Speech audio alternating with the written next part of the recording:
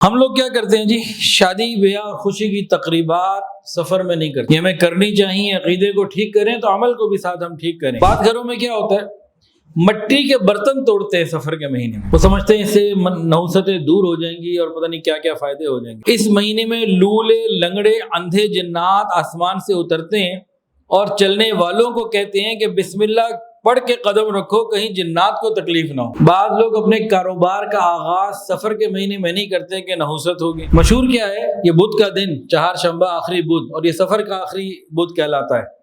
اس میں کہتے ہیں کہ نبی علیہ السلام نے آخری مرتبہ غسل کیا تھا اور صحت ہوئی تھی، اور لوگ باقاعدہ سیروں پہ نکلتے ہیں. جناب علی، حقیقت کیا ہے؟ حقیقت یہ ہے کہ اس دن رسول اللہ صلی اللہ علیہ وسلم کا مرض بڑھ گیا تھا، شدت ہو گئی تھی، تکلیف میں اضافہ ہو گیا تھا. دشمنان اسلام یہودیوں نے خوشی منائی تھی. جس طرح ایک یہ ظلم 28 یعنی کہ ایک یہ ظلم آخری چہار شنبہ کے لیے مسلمانوں نے نبی علیہ السلام کی نسبت سے رچایا اور منایا ہوا ہے، ابھی تک چل رہا ہے. دوسرا ظلم نبی علیہ السلام کی وفات کے دن کو عید میلاد النبی بنا لینا. زمانے جاہلیت میں لوگ ہاتھوں میں پیتل کی انگوٹھی پہن لیتے ہیں اور سمجھتے کہ اب بیماری اور کمزوری جاتی رہے گی. آج کڑے پہنتے ہیں، کوئی لال رنگ کا، کوئی ہرے رنگ کا دھاگا باندھتے ہیں. بچنا چاہیے ان چیزوں سے. کسی شخص کے پاس اونٹ جب 1000 ہو جاتے تو ایک اونٹ کی آنکھ پھوڑ دیتے تھے تاکہ نظر نہ لگ جائے. آج کیا کرتے ہیں، نئی گاڑی لیتے ہیں، نیچے کالے رنگ کا کپڑا لگا دیتے ہیں. وہ کیا ہے کالے رنگ کا کپڑا؟ کچھ لوگوں کو دیکھا جوتی لٹکا دیتے، کوئی چھوٹی سی پھٹی ہوئی جوتی، یا چلو نئی جوتی صحیح، وہ گاڑی کے نیچے لٹک رہی ہوتی ہے. ہمارا اعتقاد اس کالی پٹی پر یا اس جوتی پر آ گیا. پھر بھی ابھی جوتے نہ پڑے تو کیا پڑے. سفر کے مہینے کی جو سب سے پہلے ختم ہونے کی اطلاع دے، اس کے لیے مبارکباد، اس کے لیے دعا کہ بھئی منحوس مہینہ ہے، ختم ہو گیا. تو جو سب سے پہلے اس کی خوشخبری دے گا اس کو کوئی فائدہ ہو جائے گا. بھی جھوٹ. پریشانیوں کو، وباؤں کو، آفتوں کو، بیماریوں کو صدقہ ٹالتا ہے. صدقے کا اثر ہے کہ ان چیزوں سے اللہ حفاظت فرماتے ہیں. صدقہ کرنا چاہیے چاہے اس میں کچھ بھی ہو. صدقے کو بہت کھلا اللہ تعالیٰ نے رکھا ہے. اب جو یہ سمجھ لے کہ بکرا ہی کرنا ہے، یہ بلا وجہ غلط ہے. دین میں زیادتی کر رہے ہیں، زبردستی کر رہے ہیں. بکرا کرنا بذات خود غلط نہیں ہے. پتھروں کے حوالے سے برے عقیدے، بھئی فلاں کئی قسم کے پتھر مارکیٹ میں مشہور ہیں، یہ کر لو گے تو وہ ہو جائے گا، وہ کر لو گے تو وہ ہو جائے گا. تو پتھروں کے اندر اللہ نے کچھ نہیں رکھا. تو حجر اسود کے اندر بھی حضرت عمر فاروق رضی اللہ عنہ نے کیا فرمایا تھا، تجھے اس لیے بوسہ دیتے ہیں کہ نبی کو دیکھا ہے. گویا فرما رہے ہیں کہ نبی کے بوسے کو بوسہ دیتے، تجھے کون دیتا ہے. بعض جاہل لوگوں میں رسم ہے کہ گھر میں جب بہو آتی ہے نا، پہلی مرتبہ تو اوپر سے چاول یا گندم کوئی اجناس پھینکتے ہیں. اس طرح کی جتنی بھی چیزیں ہیں سب غلط ہیں. قرآن مجید کے نیچے سے گزارتے ہیں. قرآن مجید کی کھلی بے ادبی ہے. میوزک چل رہا ہے، تصویریں ہیں، مکس گیدرنگ ہے، اور قرآن کے حکموں کی سری خلاف ورزی ہو رہی ہے. بچی کو ایسے گزار رہے ہیں. قرآن مجید کی بے ادبی ہے. اچھا، نظر بد حق ہے، لگ جاتی ہے. نبی علیہ السلام نے فرمایا اگر کوئی چیز تقدیر سے آگے بڑھ جاتی ہے تو نظر بد یہ سبقت لے جاتی ہے، یہ لگ جاتی ہے. ایک حدیث کے اندر آتا ہے آدمی کو قبر میں اور اونٹ کو دیگ میں، ہنڈیا میں داخل کر دیتی ہے نظر بد. ہم مسلمانوں میں دینی تعلیم کی کمی بڑھتی چلی جا رہی ہے، اور یہ رجحان بہت خطرے کی طرف اشارہ کر رہا ہے. کسی سے پوچھا جائے کہ نماز کے فرائض کتنے ہیں، پورا جواب صحیح دینا بہت مشکل. وضو کے فرائض کا پوچھ لیا جائے، اس کا جواب دینا مشکل. غسل کے فرائض کا پوچھ لیا جائے، اس کا جواب دینا مشکل. دعائے قنوت پوچھ لی جائے، نماز جنازہ کی دعا پوچھ لی جائے. یہ اب ہمارے سیکھنے سکھانے کا رواج ختم ہوتا جا رہا ہے. اس پر محنت کرنے کی، فکر کرنے کی ضرورت ہے. آج کل کے نوجوان جو انٹرنیٹ اور سوشل میڈیا پہ بیٹھے رہتے ہیں، ان سے یہ پوچھا جائے کہ امہات المؤمنین کی تعداد کیا ہے اور ان کے نام کیا ہیں، یہ نہیں بتا سکتے. ان سے پوچھا جائے رسول اللہ صلی اللہ علیہ وسلم کی صحابزادیوں کی صحیح تعداد کیا ہے، 4 تو یہ بتا دیں گے، لیکن ان سے پوچھا جائے چاروں کے نام بتا دو اور بالترتیب بتا دو کہ عمر میں پہلے کون، دوسری کون، تیسری کون، آخری کون، تو بہت سے نہیں بتا سکیں گے. لیکن انہی سے پوچھ لیا جائے کہ ہالی ووڈ کی، بالی ووڈ کی اور لالی ووڈ کی 4 اور 11 یا 10 20 نہیں، تینوں کی 50 بتا دو تو یہ نام بتا دیں گے. ان فاحشہ عورتوں کے اداکاراؤں کے نام یہ بتا دیں گے، لیکن پاک باز بیویوں کے نام ان کو نہیں پتہ ہوں۔ ہم بہت تیزی سے خرابی کی طرف بڑھ رہے ہیں۔ اللہ ہماری اور ہماری آگے آنے والی نسلوں کی حفاظت فرمائے۔ دینی تعلیم سے دوری کے نقصانات بہت زیادہ ہیں۔ ایک نقصان یہ ہوا کہ ہم نے جب اصل کو چھوڑ دیا تو پھر مختلف قسم کی توہم پرستی میں اور خیالی معاملات میں چل پڑے۔ تیسرا نقصان یہ ہوا کہ دشمنان اسلام نے ہماری اس اسلام سے دوری کا فائدہ اٹھا کے جو چیزیں اسلام میں نہیں وہ اسلام میں داخل کر دیں، اور ہم مسلمان اس کو ثواب سمجھ کے عمل بھی کر رہے ہیں۔ تو آج اسی حوالے سے چند باتیں ہیں، تو ان کو سننے کی، سمجھنے کی اور فکر کرنے کی ضرورت ہے۔ حل کیا ہے؟ حل علماء، اللہ والوں کی صحبت، نیک ماحول اور مستقل بنیادوں پر اپنی ذات کے لیے، اپنی اولاد کے لیے اس کو لازم قرار دے دینا ہے کہ مجھے یہ کام کرنا ہے، ورنہ کام نکل گیا ہاتھوں سے۔ یہ کون سا مہینہ ہے جی اسلامی؟ سفر کا مہینہ۔ آج 3 تاریخ ہے۔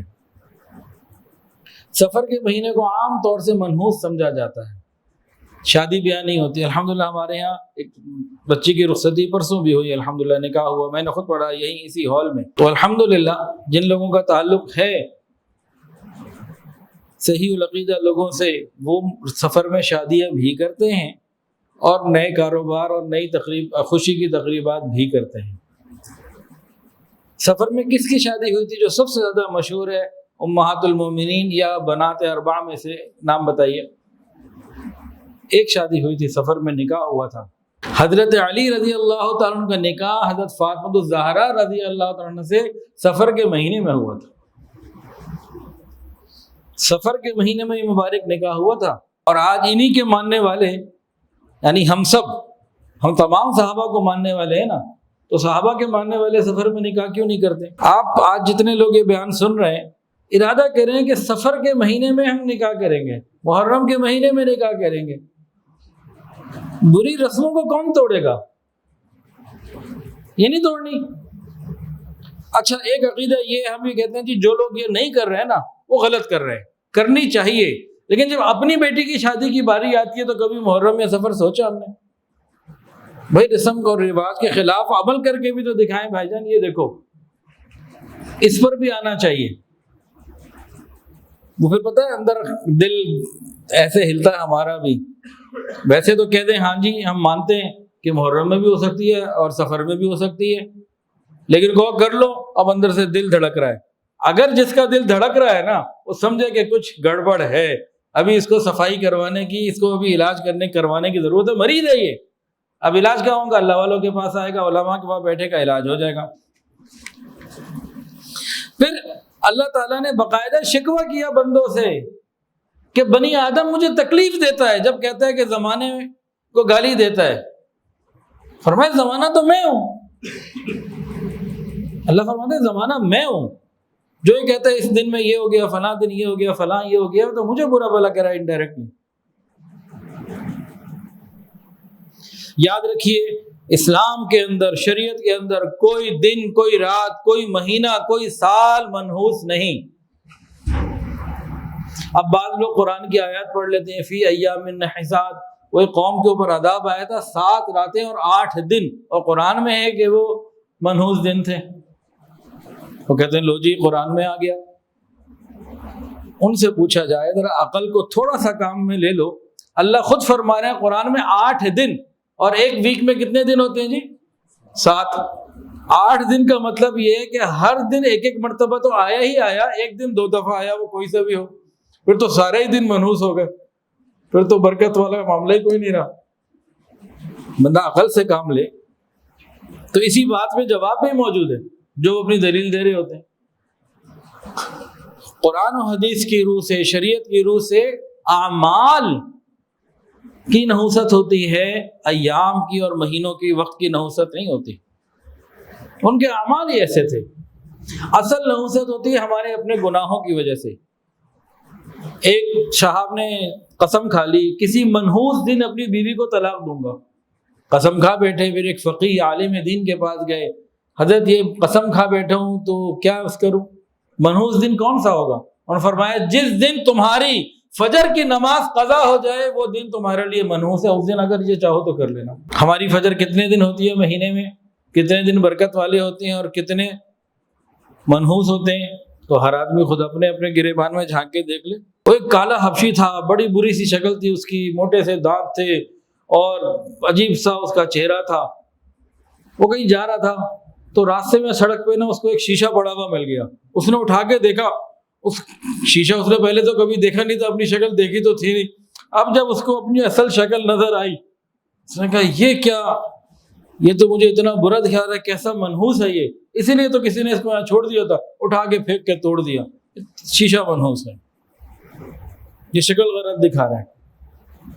ہم بھی کیا کرتے ہیں، ہم اپنے نفس کو دھوکہ دیتے ہیں، اپنے گناہوں کی نحوست، اپنے گناہوں کو چھوڑنے کے بجائے فلاں فلاں چیز میں، دن میں فلاں چیزوں میں، کالی بلی گزر گئی یہ ہو گیا، ہری گزر گئی وہ ہو گیا، اپنی نحوستیں چیزوں پہ ڈال رہے ہوتے ہیں۔ حالانکہ قرآن کے اندر وما اصابکم من مصیبت فبما کسبت ایدیکم ظہر الفساد فی البر والبحر بما کسبت ایدی الناس۔ قرآن کی آیات جا بجائیں کہ جو غم پریشانیاں، مصیبتیں، پریشانیاں یہ ہمارے اپنے گناہوں کی سزائیں ہیں، تو ہمیں اس کے اوپر غور کرنے کی ضرورت ہے۔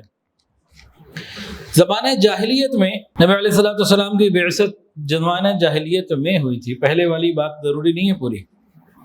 آپ زمانہ جاہلیت، آپ کی پیدائش زمانہ جاہلیت کہ جاہلیت کو دور کرنا تھا تو آئے تھے نا، تو آپ نے تو قرآن کی روشنی سے جاہلیت کو ختم کیا۔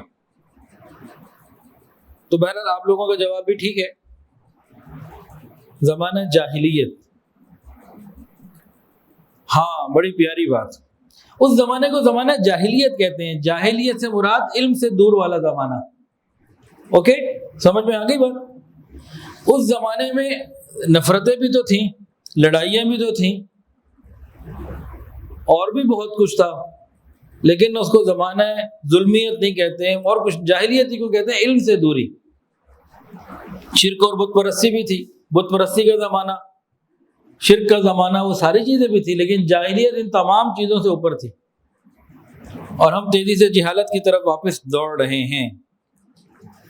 اب ان لوگوں کا یہ عقیدہ تھا کہ جی سفر میں خوب پریشانیاں نازل ہوتی ہیں، بلائیں نازل ہوتی ہیں۔ پھر کچھ مسلمانوں کو کہیں سے پتہ لگ گیا، پتہ نہیں کہاں سے چیک کروایا، وہ کہتے ہیں 3,20,000 بلائیں سفر میں نازل ہوتی ہیں۔ کون سا پیمانہ ان بیچاروں کو مل گیا، کہیں سے تعداد بھی گن لی بلاؤں کی، یہ تو ان سے آگے نکل گئے۔ اچھا، بعض اہل عرب کا گمان یہ تھا کہ سفر سے مراد وہ مردہ سانپ ہے جو انسان کے پیٹ میں ہوتا ہے، انسان جب بھوک لگتی ہے تو اندر سے ڈستا ہے، اور بھوک کی حالت میں تکلیف ہوتی ہے اس سانپ کے ڈسنے کی وجہ سے ہوتی ہے۔ اور بعض کے نزدیک جرقان یہ کیڑے سے ہوتا ہے اور اس کا نام سفر ہے۔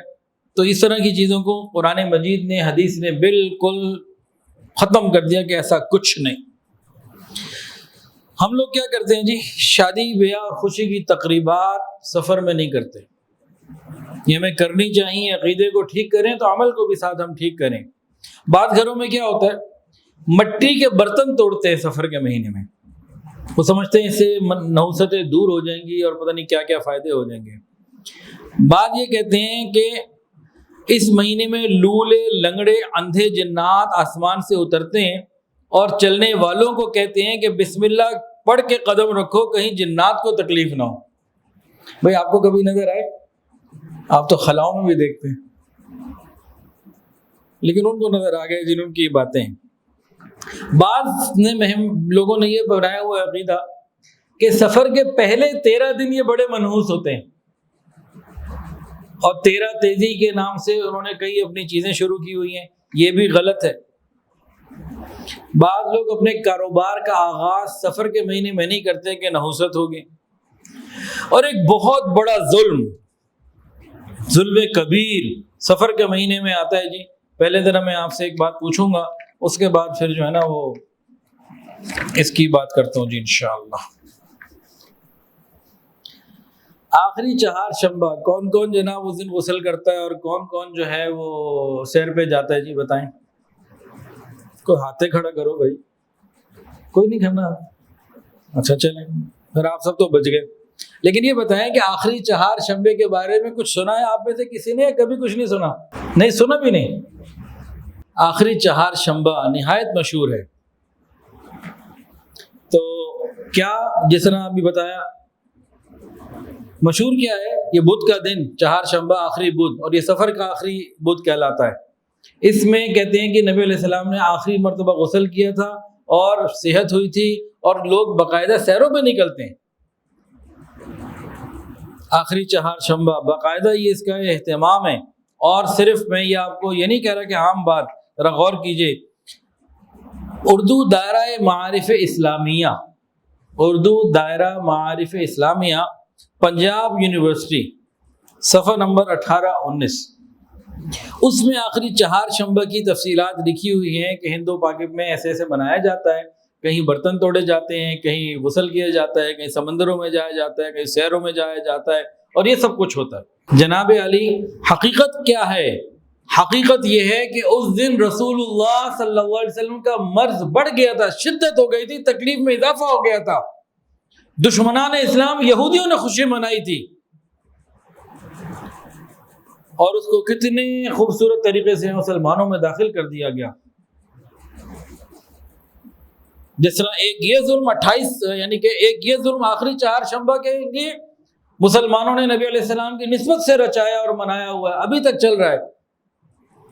میں تو حیران ہوں، اللہ نے شکر ہے، الحمدللہ، سارے کہ الحمدللہ، اللہ تعالیٰ نے آپ سب کو بچایا ہوا ہے، الحمدللہ، بڑے مبارک لوگ ہیں آپ، اللہ آپ کی برکت سے میرے گناہوں کو معاف فرمائے۔ ایک ظلم تو نبی علیہ السلام کی نسبت سے یہ ہے ہمارے معاشرے میں، اور دوسرا ظلم نبی علیہ السلام کی وفات کے دن کو عید میلاد النبی بنا لینا ہے۔ یہ بھی خوشی کا دن دشمنوں کے لیے تھا، اور یہ بھی خوشی کا دن دشمنوں کے لیے تھا۔ نبی کریم صلی اللہ علیہ وسلم کی پیدائش 12 تو نہیں ہے، 8 ہے یا 9 ہے، اس کے اوپر مکمل تحقیقات موجود ہیں۔ وفات 12 ہی ہے، اس کے اوپر بھی مکمل تحقیقات موجود ہیں۔ بریلویوں کے جو سب سے بڑے ہیں اعلیٰ حضرت احمد رضا خان بریلوی، ان کی کتاب میں 8 ربیع الاول پیدائش لکھی ہوئی ہے۔ اس کے علاوہ ہمارے اور بہت سارے محققین، مورخین، 12 کی تو بہت کم روایت ہیں تحقیقی۔ اور آج جب گوگل سے، انٹرنیٹ سے اور ان معاملات کو، نئی ٹیکنالوجی کو شامل کرتے ہیں تو معلوم یہ ہوتا ہے کہ جس ماہ مبارک میں رسول اللہ صلی اللہ علیہ وسلم کی پیدائش ہوئی، اس ماہ مبارک میں 12 تاریخ کو پیر کا دن نہیں آیا تھا، اور یہ بات یقینی ہے کہ آپ کی پیدائش پیر کے دن ہوئی، اس میں کوئی دو رائے نہیں ہے، پیر ہی کے دن ہوئی۔ اور کیلنڈرز کو جو پیچھے جائیں، ہزاروں سال پیچھے کی تفصیل دیکھتے ہیں تو یہ آپ انٹرنیٹ پہ، گوگل پہ آج چیک کر لیجئے۔ لیکن وفات 12 کو ہی، ہم خوشیاں مناتے ہیں۔ ایک بات اور کر لوں، جتنے بھی لوگ یہاں 50 سال کی عمر کے ہیں کم و بیش، ان سب سے ایک سوال ہے، نوجوانوں کو تو پتہ ہی نہیں، ہم نے بتایا نہیں، انہیں پتہ نہیں۔ آج سے 50 سال پہلے جو 1970 اور 1980 کی دہائیوں کے اخبار تلاش کریں، نوائے بہت اخبار ہے جہاں، اور مختلف اخبار 10-20 قسم کے تلاش کریں، اردو کے، انگلش کے، پاکستانی، اور اس میں دیکھیے کہ 12 ربیع الاول کو جو دن ہے وہ لکھا کیا ہے؟ 12 وفات، ایک گواہی، دوسری 12 وفات، 12 وفات، 12 وفات، 4 گواہیاں، 5 گواہیاں، 6 گواہیاں، 12 وفات، 12 وفات، لو جی سارے اس پر آ گئے۔ جتنے بھی بڑی عمر کے لوگ ہیں ماشاءاللہ سب۔ اچھا، یہ جتنے بزرگ بیٹھے ہیں یہ سب آپ کے سامنے بیان دے رہے ہیں کہ 1970-80 کے اخباروں میں 12 ربیع الاول کو 12 وفات کہا جاتا تھا۔ جس طرح بھی بتایا کہ دکانوں پہ بورڈ لگے ہوتے تھے، جناب جنہوں نے اردو کی تیسری کتاب پڑھی ہوئی ہے، اسلامیات کی تیسری کتاب پڑھی ہوئی ہے، اس میں بھی 12 وفات تھا۔ سرکاری تعطیلات جو آتی تھیں ہم دکانوں پہ لگاتے تھے، مجھے یاد ہے ہر سال آتی تھیں اور دکان پہ لگاتے تھے، اس میں بھی 12 وفات لکھا ہوتا تھا۔ تو اسلامیات کی تیسری کتاب میں پہلے لکھا ہوا تھا 12 وفات، آج لکھا ہوا عید۔ یہ تبدیلی کہاں سے آئی؟ یہ سارا کچھ کیا ہے؟ علماء سے دور ہونا، دین والوں سے دور ہونا، اس وجہ سے یہ سب کچھ ہو رہا ہے۔ اور آگے چلتے ہیں جی. یہ کوئی چھوٹا ظلم تو نہیں ہے کہ نبی علیہ الصلوۃ والسلام کی وفات کے دن کو خوشی کا دن بنا لیا جائے اور جس دن آپ کی بیماری میں اضافہ ہو اس کو ہم سیر سپاٹے کا دن منائیں. تو بہرحال بہت ساری قسم کی جو ہیں وہ رسومات ہیں. کچھ پرانے زمانے میں تھیں, کچھ آج کے زمانے میں بھی ہیں. یہ ساری کی ساری غلط ہیں, کوئی ایسی چیز نہیں ہے. اچھا, نکاح عبادت ہے کہ نہیں؟ نکاح عین عبادت ہے. تمام انبیاء نے اس عبادت کو کیا سنن المرسلین ہے, انبیاء کرام کی سنت ہے. اور ہم کہتے ہیں محرم اور سفر میں نکاح نہیں کرنا, تو گویا یوں کہتے ہیں محرم اور سفر میں عبادت نہیں کرنی. عبادت کے لیے تو کوئی منع نہیں ہے نا, محرم اور سفر میں بھی ہو سکتی ہے. سفر کو منحوس کہنے والا گویا کہ اللہ رب العزت کو منحوس کہہ رہا ہوتا ہے. انڈائریکٹلی توبہ کرنے کی ضرورت ہے. قریش مکہ ایام جاہلیت میں کچھ مختلف قسم کے بد فالی کیا کرتے تھے, بد شگون بد نکالا کرتے تھے. وہ کیا, کہیں جانا ہے, ایک درخت پہ کوئی پرندہ بیٹھا ہے, اس کو اڑائیں گے. ادھر اڑ گیا سیدھے ہاتھ پہ, او جی کمال ہو گیا جی, سفر کرنا ہے جی. ادھر اڑ گیا, او جی واپس چلو جی, کام خراب ہو گیا. جا رہے ہیں, گالی بلی سامنے سے گزری, نہیں جی نہیں گزرنا, اب کام ختم ہو گیا. یہ سب جاہلیت کی باتیں, اس کا اسلام سے کوئی لینا دینا نہیں. اب یہ حدیث ذرا بڑے پیار سے سنیے. حضرت معاویہ بن حکم سلمی رضی اللہ تعالیٰ عنہ فرماتے ہیں کہ میں نے عرض کیا یا رسول اللہ صلی اللہ علیہ وسلم, ہم جاہلیت کے زمانے میں چند کام کیا کرتے تھے. ایک تو ہم کاہنوں کے پاس جاتے تھے, نجومی وغیرہ اس طرح کے اخبارات میں آپ پڑھتے ہیں نا, اگلا ہفتہ کیسے گزرے گا, ہاتھ دکھانا یہ وہ, تو یہ جاتے تھے. نبی علیہ السلام نے ارشاد فرمایا کہ نہیں, اب ان کے پاس نہیں جانا. فرمایا کہ تم کاہنوں کے پاس مت جایا کرو. پھر کہتے ہیں میں نے کہا یا رسول اللہ, ہم بدشگونی بھی لیا کرتے تھے. فرمایا کہ یہ چیز بھی چھوڑ دینے والی ہے, تم میں سے کسی کے نفس کے اندر پیدا بھی ہو جاتی ہے, اس سے بھی بچو. اور بچنا کیا ہے, اگر یہ دل میں خیال پیدا ہو بھی جائے, انسان ہے, بشر ہے, ہو سکتا ہے, تب بھی اپنے کام کو نہ چھوڑو. کیا مطلب, آپ گھر سے نکلے اور کوئی بدشگونی کا دماغ میں خیال آ گیا کہ کالی بلی گزر گئی, نیلا کتا گزر گیا, اب کوئی بدشگونی آ گئی. اب کیا کرنا ہے, آپ اپنے کام کو نہیں روکنا. یہ ہے توکل, اور یہ حکم رسول اللہ صلی اللہ علیہ وسلم. اگر کوئی بدشگونی کی وجہ سے, بدفعالی کی وجہ سے کام نہ کیا, یہ شرک ہے. یہ سمجھنے کی بات ہے, معمولی بات نہیں ہے, بہت اہم بات ہے یہ. اللہ ہماری عقیدے کی حفاظت فرمائے. بدشگونی کا مطلب کیا ہے؟ بدشگونی کا, بدفعالی کا, نحوست, ان چیزوں کا مطلب کیا ہے؟ توجہ کے ساتھ سنیے, اپنے ایمان اور عقیدے کی حفاظت کیجیے. اس کا مطلب یہ ہے کہ اللہ تعالیٰ کے سوا کسی چیز یا عمل میں نفع نقصان کا اس چیز کو مالک سمجھنا. بدشگونی کا مطلب کیا ہے کہ کسی چیز کو, کسی وقت کو اللہ کے سوا کسی بھی اور دوسری چیز کو نفع نقصان میں کا مالک سمجھنا کہ اس کی وجہ سے نفع ہوگا یا نقصان ہوگا. مثلا سفر کرنے سے پہلے کالی بلی نظر آ جائے, یہ سمجھنا کہ میرے لیے ٹھیک نہیں. یا دکان کھولی, پہلے ہی بندہ کوئی آ گیا, ادھار دے دو, یار یہ میری بونی کا ٹائم ہے, ادھار لینے آگے, اس کا مطلب آج کا دن برا گزرے گا. یا سفر کے مہینے میں نکاح کو یا کسی اچھے کام کو شروع کرتے ہوئے ڈرنا کہ بھی مہینہ ایسا ہے کہ میرا کام خراب ہو جائے گا. یہ سب کیا ہے؟ یہ ہم سفر کے مہینے کو یا کالی بلی کو یا اور کسی چیز کو نفع نقصان میں مالک سمجھ رہے ہیں. تو شرک اور کیا ہوتا ہے؟ قرآن میں کتنی جگہ اللہ فرماتے ہیں اگر ساری مخلوق مل کر ہمیں کوئی فائدہ پہنچانا چاہے نہیں پہنچا سکتی اگر اللہ نہ چاہے. ساری مخلوق مل کر ہمیں نقصان پہنچانا چاہے نہیں پہنچا سکتی اگر اللہ نہ چاہے. تو اللہ ہی کی طرف ہم نے رہنا ہے, اللہ ہی سب کرنے والے ہیں. اس باتوں کو ہمیں سمجھنے کی ضرورت ہے. اچھا جی, رسول اللہ صلی اللہ علیہ وسلم محسن انسانیت ہے. کوئی کام آپ نے ایسا ہمارے لیے پیچھے کسی اور کے لیے چھوڑ نہیں دیا. جیسے کہ ہندوؤں میں پنڈت ہوتے ہیں, عیسائیوں کے اندر وہ گرجوں میں پادری بیٹھے ہوتے ہیں, وہ بڑی تبدیلیاں کر رہے ہوتے ہیں. حضور پاک صلی اللہ علیہ وسلم نے ایک ایک بات بتا دی، سمجھا دی۔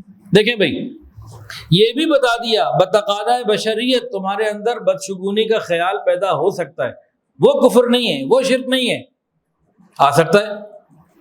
اس کا حل کیا بتایا؟ ایک حل یہ بتایا کہ وہ کام کر گزرو، رکنا مت، اس خیال کی وجہ سے رکنا مت کرو۔ اور دوسرا ایک دعا بتا دی کہ دیکھو اگر تمہارے دل میں خیال آ جائے، یہ دعا پڑھ لینا، اس خیال کی کوئی برائی، کوئی پریشانی تمہیں متاثر نہیں کرے گی۔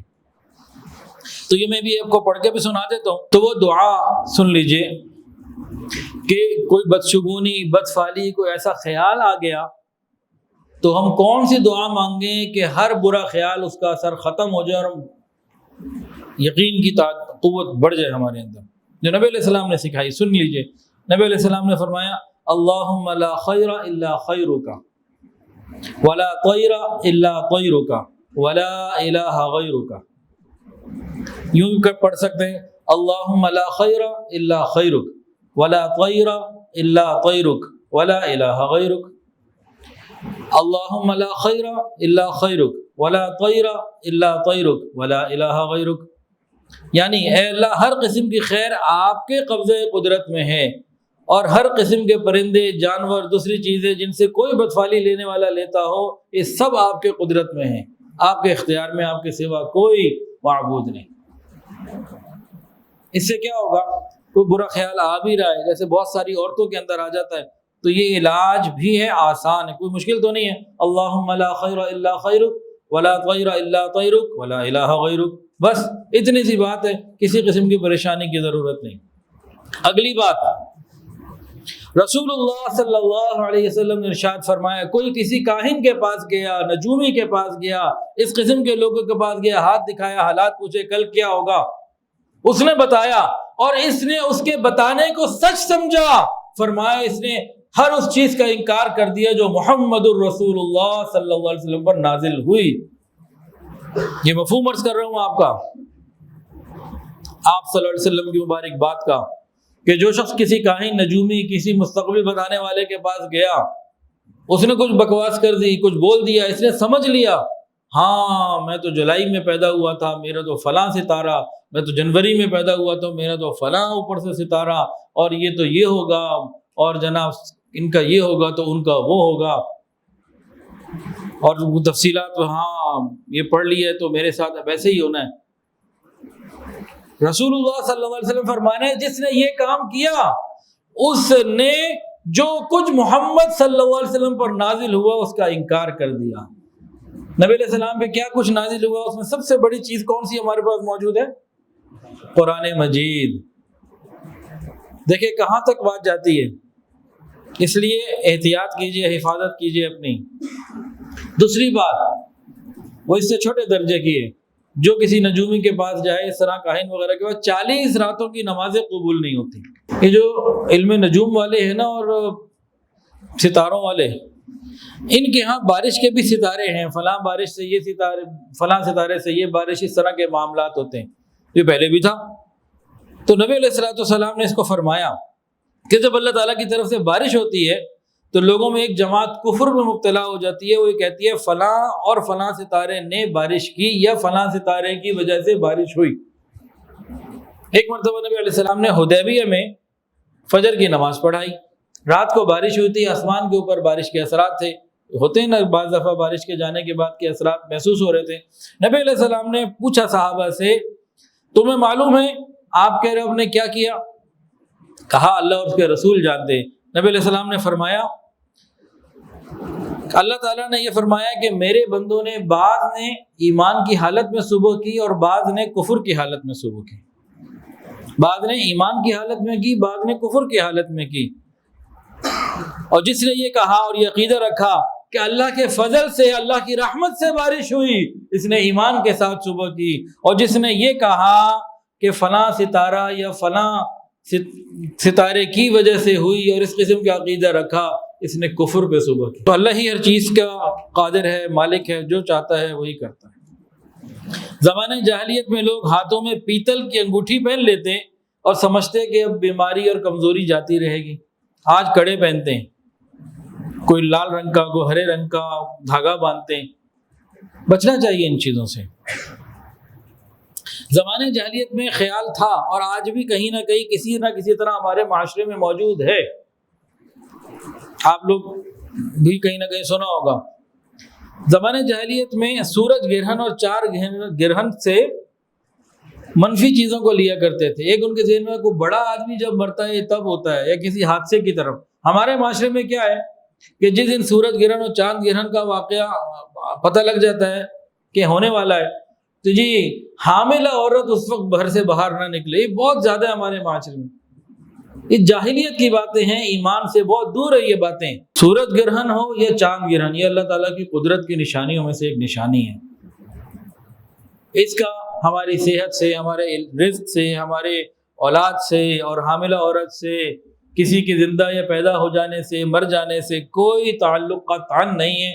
اللہ ہماری حفاظت فرمائے. زمانے جاہلیت میں چھوٹے بچوں کے سرہانے نہ اس طرح رکھ دیا کرتے تھے تاکہ جنات نہ تنگ کریں. آج بھی بہت ساری رسمیں ہم نے الٹی سیدھی بنائی ہوئی ہیں. کسی شخص کے پاس اونٹ جب 1000 ہو جاتے تو ایک اونٹ کی آنکھ پھوڑ دیتے تھے تاکہ نظر نہ لگ جائے. آج کیا کرتے ہیں، نئی گاڑی لیتے ہیں، نیچے کالے رنگ کا کپڑا لگا دیتے ہیں. وہ کیا ہے کالے رنگ کا کپڑا؟ آپ نے دیکھا ہوگا موٹر سائیکل لی، رکشہ لیا، گاڑی لی، سواری لی اور نیچے کالے رنگ کی کوئی ربن لیا وہ لٹکا دیا. کچھ لوگوں کو دیکھا جوتی لٹکا دیتے، کوئی چھوٹی سی پھٹی ہوئی جوتی یا چلو نئی جوتی صحیح، وہ گاڑی کے نیچے لٹک رہی ہوتی ہے. کیا ہے یہ؟ ہمارا اعتقاد اس کالی پٹی پر یا اس جوتی پر آ گیا. پھر بھی ابھی جوتے نہ پڑے تو کیا پڑے؟ حفاظت کی دعائیں، صبح شام کی دعائیں ہماری زندگیوں سے نکل گئیں اور ہم ان چکروں میں پڑ گئے. ہماری دین سے دوری کا میرے بھائیوں یہ عالم ہے. کاش ہمیں رونے والی آنکھ مل جائے اور تڑپنے والا دل مل جائے، ہماری مغفرت کا ذریعہ بن جائے. استخارہ سنت عمل، مسنون عمل، اتنا پیارا عمل رسول اللہ صلی اللہ علیہ وسلم صحابہ کرام کو سکھاتے تھے. اس کو بھی ہم نے اتنا خراب کر دیا، اس کے اندر بھی ہم نے اتنی بیماریاں برائیاں لے آئے کہ الامان والحفیظ. سب سے پہلی بات تو استخارے کی جو وجہ ہے نا، مطلب ہے وہ سمجھیں. استخارے کا مطلب کیا ہے جی بتائیں؟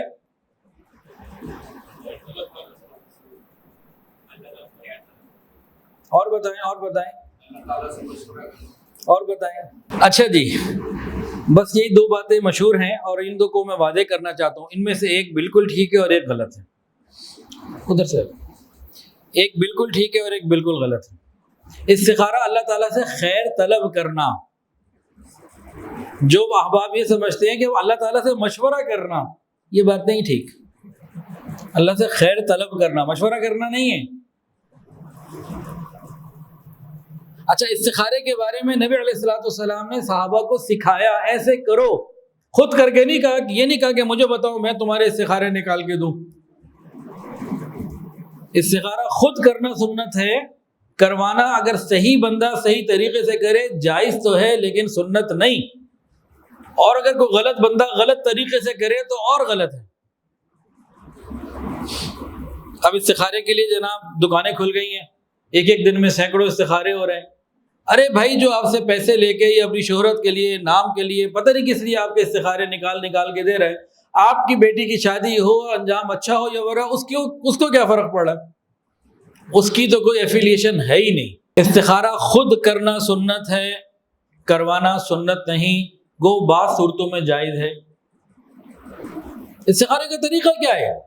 2 رکعت نفل پڑھ کے استخارے کی دعا مانگنا، مشہور، ہر جگہ ملتی ہے. بس اس کے بعد سونا بھی ضروری نہیں. تو خواب کہاں سے ضروری آ گیا جی؟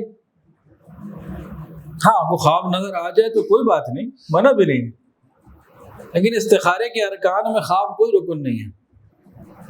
2 نفل پڑھ کے دعا استخارہ مانگنا، اتنی بات حدیث میں. اس کے بعد ساری باتیں ہم لوگوں کی ہے، وہ قرآن و حدیث کی نہیں ہے. اب استخارے کا طریقہ کیا ہے جی؟ 3، 5 یا 7 رات استخارہ کریں، یعنی 2 نفل پڑھ کے وہ دعا مانگ لیں بس.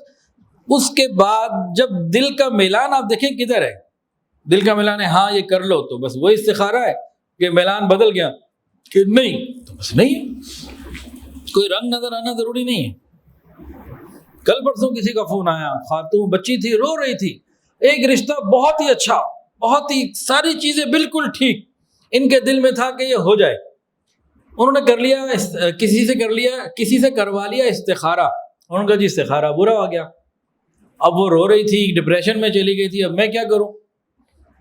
ہر چیز ٹھیک، سارے جو مشورے کیے، کوئی چیز خراب نہیں، کہیں سے استخارہ کروایا اور جی استخارہ خراب ہے، استخارہ آپ کا اچھا نہیں نکلا۔ وہ تو شکر ہے اس نے مجھے رابطہ کر لیا، میں نے کہا خدا کی بندی تو خود کر لے، اپنی اماں کو کہہ دے، ابا کو کہہ دے، گھر میں کوئی بندہ کر لے استخارہ، کہیں سے کروا لیا تو دوبارہ کر لو، کیا ہو گیا؟ اور دیکھیے اگر باقی سارے احباب، ساری چیزیں بہترین نظر آ رہی ہوں تو استخارے کے بغیر بھی شادی ہو سکتی ہے۔ شادی میں استخارہ ضروری کریں گے لیکن پردہ نہیں کریں گے، میوزک بھی کریں گے، مکس گیدرنگ بھی کریں گے، اور نکاح سے پہلے لڑکے لڑکی آپس میں ملاقاتیں بھی کریں گے، ہر حرام گناہ کبیرہ سب کچھ کریں گے، لیکن استخارہ جو سنت مستحب درجے کی ہے، واجب بھی نہیں ہے اس نکاح کے لیے، حق مہر بھی نہیں دیں گے لیکن استخارہ کریں گے، وہ بھی کسی سے کروائیں گے۔ نبی علیہ السلام نے صحابہ کو سکھایا خود کرو، ہم خود کرنا سیکھیں، استخارہ خود کریں کہ جی ہوتا نہیں، کیا مشکل ہے؟ 2 نفل پڑھ کے دعا مانگنا کیا مشکل کیا ہے؟ اگر یہ بھی مشکل ہے تو مسلمانوں کو تو ڈوب مرنا چاہیے، یہ ڈوب مرنے کا مقام ہے کہ نہیں؟ ہم استخارہ نہیں کر سکتے۔ اور ایک اور بہت اس سے زیادہ آسان استخارہ، اس میں تو 2 نفل پڑھنے ہیں، بڑا مشکل کام، پھر دعا اتنی لمبی وہ مانگنی ہے، چلو آسان والا بھی لے لیتے ہیں۔ آسان استخارہ کیا ہے؟ اللہم خیر لی واختر لی، اللہم خیر لی واختر لی، 7 دفعہ 9 دفعہ 11 دفعہ تا عدد اللہ تعالیٰ کو پسند ہے۔ اب کہیں بیٹھے ہوئے ہیں، بزنس ڈیل ہے، ابھی فیصلہ کرنا ہے، یا کوئی ایسی ایمرجنسی ہے، وقت نہیں ہے 2 نفل پڑھ کے دعا مانگنے کا، اللہم خیر لی واختر لی، اللہم خیر لی واختر لی، 7 9 دفعہ 11 دفعہ 13 دفعہ پڑھا، پھر جو دل میں اللہ نے ڈالا کر لی، پھر یقین رکھنا اللہ خیر کرنے والے ہیں۔ بعض لوگوں کا ہے جی مردے جو ہے نا وہ پتہ نہیں جمعرات کو اور جمعے کو گھر آتے ہیں، دیکھتے ہیں کون اصالہ ثواب کر رہا ہے کون نہیں کر رہا، یہ باتیں ساری غلط ہیں۔ نہیں استخارے کا کوئی دن نہیں ہے جی، جس دن جس وقت کرنا چاہیں کوئی مسئلہ نہیں ہے، نہ دن نہ رات، جب دل چاہے کر لیں، کوئی مسئلہ نہیں۔ استخارے کے حوالے سے کوئی اور سوال جیسے آپ نے حضرت نے پوچھا، بہترین سوال پوچھا، دل خوش ہو گیا۔ ہمارے معاشرے میں یہ بات بھی ہے جو بھی حضرت نے فرمائی، 2 نفل استخارے کے پڑھ لیے، دعا مانگ لی، اب کسی سے بات نہیں کر سکتے۔ کس نے یہ پابندی لگائی؟ کسی سے کیوں نہیں کر سکتے بھائی استخارہ 2 نفل پڑھ لیے، استخارے کی دعا مانگ لی ہے، اب چپ کا روزہ، چپ کا روزہ کوئی نہیں بھائی، بات کوئی ضروری ہے تو کر لو بھائی، اس کے بعد سونا بھی کوئی ضروری نہیں کہ نیند ہی نہ آئے، کہ اب کیا کرے، استخارہ ہمارے خراب ہو گئے۔ وہ کیا شعر ہے، انہوں نے کہا تھا خواب میں آئیں گے ہمارے خوشی کے، نیند ہی نہ آئے تو کیا کرے۔ تو استخارے کے بعد کو سونا ضروری نہیں ہے، ہاں رات کو کیا تو نیند کا وقت ہے تو سونا ہی ہے بندے نے، اور کیا کرنا ہے۔ اچھا جی، نجومی کاہن اس قسم کے جو لوگ ہیں ان کی کمائی حرام، تو ان کو پیسے دینے والوں کو کتنا ثواب ملے گا؟ نبی علیہ السلام نے فرمایا کتے کی قیمت، لونڈی طوائف، یہ جو گانے بجانے کے معاملات، اور کاہن یہ نجومی وغیرہ، ان سب کی کمائی سے منع کیا، ان سے بچنا چاہیے۔ اچھا جی، ایک اور بہت مشہور ہے بعض جگہوں پہ، یہاں تو ماشاءاللہ سارے نیک لوگ موجود ہیں، میں نے 1 2 باتوں کا پوچھا، آپ لوگوں کو نہیں پتا، اس کا مطلب ہے کہ آپ لوگ یقیناً اچھے لوگ ہیں۔ سفر کے مہینے کی جو سب سے پہلے ختم ہونے کی اطلاع دے، اس کے لیے مبارکباد، اس کے لیے دعا کہ بھئی منحوس مہینہ ختم ہو گیا، تو جو سب سے پہلے اس کی خوشخبری دے گا اس کو کوئی فائدہ ہو جائے گا، بھی جھوٹ۔ اسی طرح رمضان کی اطلاع جو سب سے پہلے دے دے وہ بھی جھوٹ، ایسا کچھ بھی نہیں ہے۔ اچھا جی، ایک اور معاملہ بڑا مزیدار کہ نبی علیہ السلام نے فرمایا، حدیث من گھڑت حدیث ہے، غلط بات ہے، یہ حدیث نہیں ہے، نبی علیہ السلام کی بات نہیں ہے یہ، کہ جو سفر کا مہینہ ختم ہونے کی سب سے پہلے اطلاع دے گا اس کے لیے جنت کی بشارت، اور اسی طرح جو رمضان کے مہینے کی سب سے پہلے بشارت دے گا آنے کی، اس کے جانے کی، اس کے آنے کی، یہ دونوں باتیں غلط ہیں۔ اچھا جی، ابھی تک تو آپ سارے بچے ہوئے ہیں، لیکن چلے شاید اس میں پکڑے جائیں، کوئی پکڑا جائے۔ جب بندہ بیمار ہو جائے، گھر میں پریشانی آ جائے، کوئی بہت تکلیف دہ معاملہ ہو، کوئی جناب وینٹیلیٹر پہ گھر کا مریض ہو، بڑی پریشانی میں ہو، تو اس وقت کون سا جانور ذبح کرنا سنت ہے؟ بکرا، صدقہ۔ بکرا نہیں ٹھیک، کالا بکرا۔ بھائی بتائیں نا، کون سا بکرا ذبح، کون سا جانور ذبح کرنا چاہیے اس وقت؟ معاشرے میں مشہور ہے امیر ہے تو کالا بکرا، اگر غریب ہے کالی بکری۔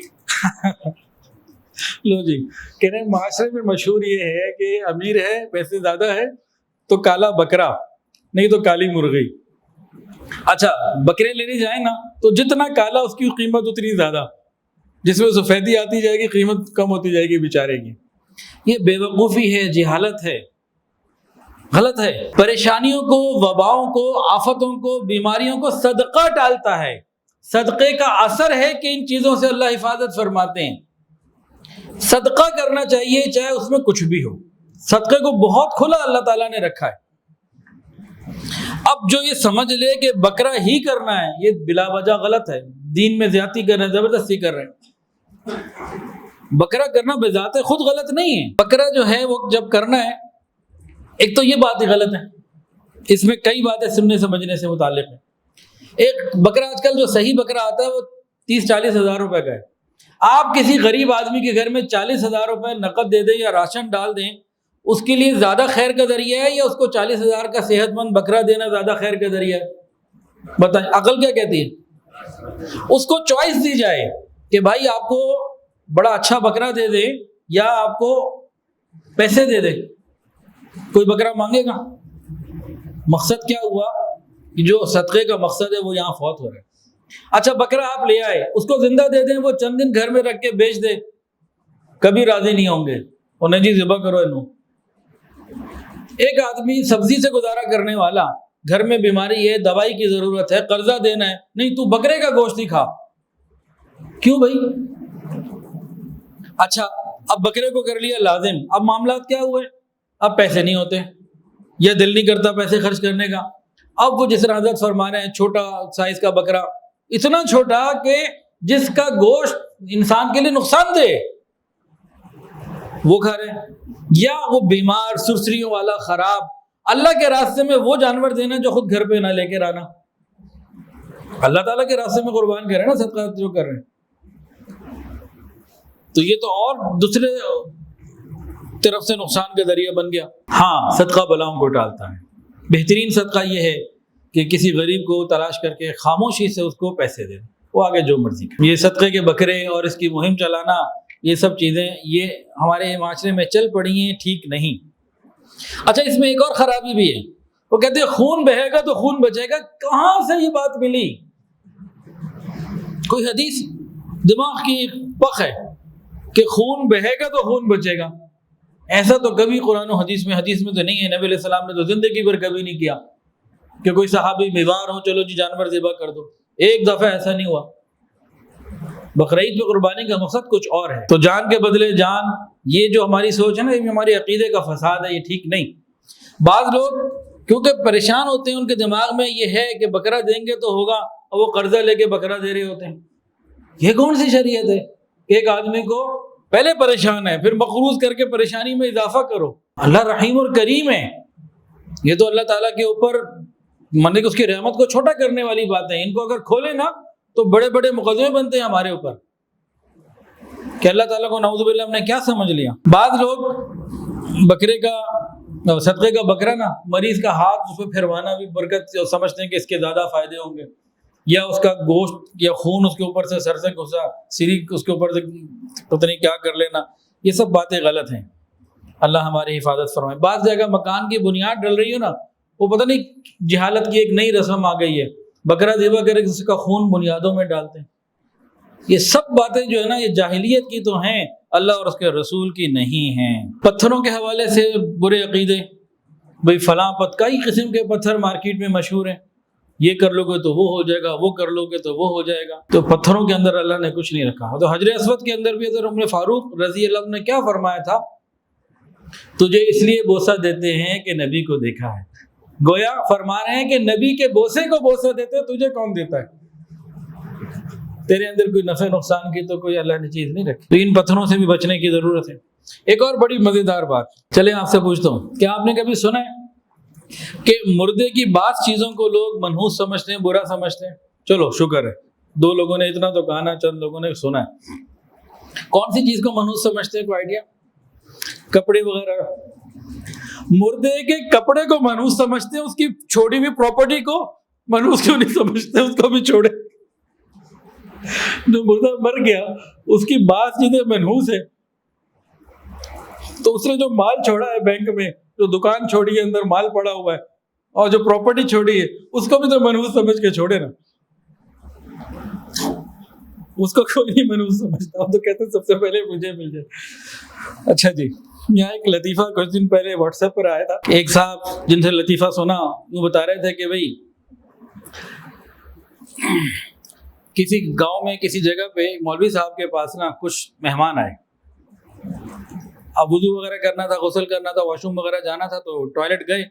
اب ٹوائلٹ میں گئے تو کئی قسم کے صابن رکھے ہوئے, 5 7 10 قسم کے صابن رکھے ہوئے. ٹوائلٹ میں ایک بھی ہوتا, اگر کئی ہوں بھی تو ایک پیک پڑا ہوگا, ایک کھلا ہوگا, وہ اسٹینڈ بائی پہ رکھا ہوگا. لیکن 5 10 قسم کے صابن تو کوئی بھی عقل میں آدمی کھول کے نہیں رکھتا نا. اب انہوں نے پانی وغیرہ استعمال تو کیا, صابن استعمال تو کیا, باہر آ کے پوچھا جی مولوی صاحب اتنے سارے صابن کی وجہ کیا ہے؟ میں مردے نوانا. تو جتنے بھی مردہ نوان میں جانتا ہوں کہ صابن تیرا, کہ میں مردے نہلانے جاتا ہوں, جہاں بھی مردے نہلانے جاتا ہوں مردہ نہلا لیتا ہوں, تو گھر والے کہتے ہیں صابن تیرا. تو یہ وہ سارے رکھے ہوئے. تو بھائی مردے کی کوئی چیز منحوس نہیں ہوتی, بعض چیزوں کو منحوس خیال کر کے پیچھے کر دیتے ہیں, تو لیکن اس کی کوئی جائیداد پیسے چیزیں ہیں تو اس کو نہیں منحوس سمجھتے. بعض جاہل لوگوں میں رسم ہے کہ گھر میں جب بہو آتی ہے نا, پہلی مرتبہ تو اوپر سے چاول یا گندم کوئی اجناس پھینکتے ہیں. اس طرح کی جتنی بھی چیزیں ہیں سب غلط ہیں, قرآن مجید کے نیچے سے گزارتے ہیں. قرآن مجید کی کھلی بے ادبی ہے, میوزک چل رہا ہے, تصویریں ہیں, مکس گیدرنگ ہے, اور قرآن کے حکموں کی سری خلاف ورزی ہو رہی ہے. بچی کو ایسے گزار رہے ہیں, قرآن مجید کی بے ادبی ہے. بعض گھروں میں بچیاں پیدا ہوتی ہیں, زیادہ بچیاں پیدا ہوتی ہیں, لڑکے پیدا نہیں ہوتے, اس عورت کو منحوس سمجھتے ہیں, اس عورت کو قصوروار سمجھتے ہیں. چند دن پہلے بھی ایک میسج آیا جی 3 بیٹیاں ہیں, دعا کریں اللہ چوتھا بیٹا دے دے, اگر بیٹی ہو گئی تو مجھے دھمکی مل چکی ہے, میں اس گھر میں نہیں رہ سکتی. جینیٹک سائنس اس بات کو ثابت کر چکی ہے, کروموسومز ہوتے ہیں ایکس اور وائی, اس کی پوری ڈیٹیل ہے. جینیٹک سائنس اس بات کو ثابت کر چکی ہے کہ لڑکا ہو یا لڑکی, یہ مرد کے اوپر ہی ڈیپینڈ کرتا ہے. عورت کی کوکھ کی مثال مائکرو ویو اوون کے مانند ہے. قرآن کے اندر بھی ہے, تمہاری کھیتیاں ہیں, کھیتی میں جو بوگے وہ نکلے گا. نساؤکم حرث لکم, کھیتی میں جو بونے والا بوئے گا اندر سے وہ نکلے گا. جینیٹک سائنس نے بھی آج اس کو پروف کر دیا. پھر مسلمان کلمہ پڑھنے والا شوہر, کلمہ پڑھنے والی ساس, یہ کون سی انسانیت ہے, کون سا اسلام ہے کہ اگر بیٹی پیدا ہو رہی ہے, بیٹی پیدا ہو رہی ہے کسی کے ہاں, تو گھر سے نکل جا. اگر اسلام اور جینیٹک سائنس کو دونوں چیزوں کو سامنے رکھتے ہوئے دھمکی دینی ہو نا یہ والی, تو ماں کو چاہیے اپنے بیٹے کو کرے کہ دیکھ تیری 3 دفعہ بیٹیاں پیدا ہو گئی ہیں, میری بہو کا تو کوئی قصور نہیں. اب اگر چوتھی بیٹی پیدا ہوئی تو تجھے میں گھر سے نکال دوں گی, قصور تو سارا تیرا ہے, اس کا کیا قصور ہے. یہ ہونا چاہیے, ہونا تو نہیں چاہیے لیکن ویسے بات کر رہا ہوں. اچھا, جانماز میں نماز پڑھتے ہیں نا ہم لوگ, تو نماز پڑھنے کے بعد اس کا کونا تھوڑا سا الٹا دیتے ہیں. کبھی دیکھا کسی میں؟ کیا بھی ہے تو شکر ہے, کچھ تو کیا تو صحیح. وہ کیوں ذرا ٹیڑھا کر دیتے ہیں؟ شیطان آ کے نماز پڑھ لے گا. شکر ہے کہ نماز آ کے پڑھ لے تو اچھی بات ہے. شیطان اگر نماز پڑھ لے گا اچھی بات ہے, بری بات ہے. ارے شیطان کیوں نماز پڑھ لے گا؟ نماز عبادت ہے, عبادت اللہ تعالیٰ کے حکم کو پورا کرنے کو کہتے ہیں. وہ اللہ کا حکم کہاں پورا کرنے لگا؟ یہ بھی فضول بات ہے, اس کا بھی کوئی تعلق نہیں. عجیب فلسفہ ہے. شیطان دوسروں کو تو نماز سے روکے اور خود نماز پڑھنے آ جائے. اس لیے اس کا ٹیڑھا کرنا الٹا کرنا یہ سب باتیں غلط ہیں. ہاں پیک کر کے رکھنا فولڈ کر کے رکھنا کسی اور وجہ سے وہ ٹھیک ہے کہ بھئی نماز پڑھ لی اب اگلی وقت کے لیے رکھیں گے اس کو الماری میں رکھ دیا سائڈ پہ رکھ دیا ٹھیک ہے وہ مسئلہ ٹھیک ہے. اس طرح علم الاعداد کے اندر بھی بڑے لوگ ہوتے ہیں اس نام کے اتنے نمبر فلاں فلاں فلاں ان باتوں سے بھی بہت بچنے کی ضرورت ہے. یہ راستے غلط ہیں. بعض لوگ کیا کرتے ہیں پہلا بچہ جب پیدا ہونے والا ہو تو عورت کو ماں باپ کے گھر بھیج دیتے ہیں کہتے ہیں اس سے زیادہ فائدہ ہوگا. پتہ کیا ہوتا ہے دماغ میں ہوتا خرچہ انہوں نے کرنا ہے.